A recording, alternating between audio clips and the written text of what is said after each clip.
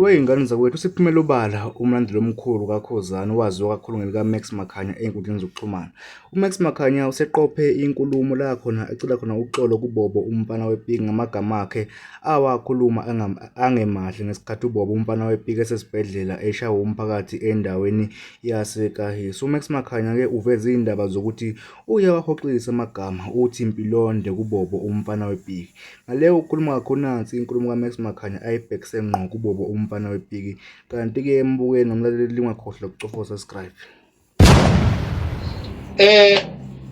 Bakwethu amazwi engawakhuluma ngoBobo umfana wepiki after sesixoxile njoba ngisho ukuthi kade sifonelene naye sikhuluma kakhulu, ngithi ngiyawakhansela amazwi engawakhuluma phezu kwempilo yakhe afana nesiqalekiso nawo kumfisela ingozi okubi.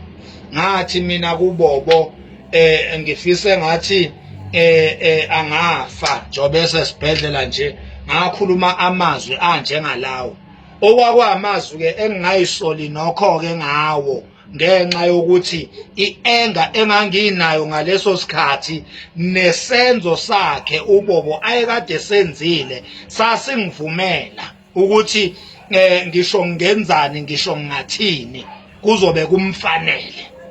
Kodwa bafowethu ngirealizile ukuthi uBobo after le call ekade sikhuluma kuyo manje wasifunda isifundo sakhe, usifundile isifundo sakhe ongangokuba sivumelene naye uBobo umfana wepiki ukuthi uzoyilungisa lento, lamagama wonke awakhuluma nawo yonke lento ayiqalayo against uKhuzani and nabalandeli bakhe okuyithi.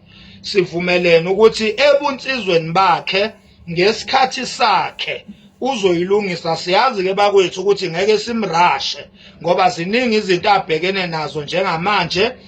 Kumele nje simnike leso sikhathi nyana sokuthi athi ukuba busy nempilo yakhe, and then uzoyilungisa lento asona kuyo singabalandeli bendlamlenze kanye nendlamlenze. Uzoyilungisa ebunsizweni bakhe ngesikhathi esiright. Okwamanje mina ngidecide esayidini lami nakobami ubunsizwa ukuthi mina angingalindi yena, angenze mina engibona ukuthi ku-right ngesikhathi sami.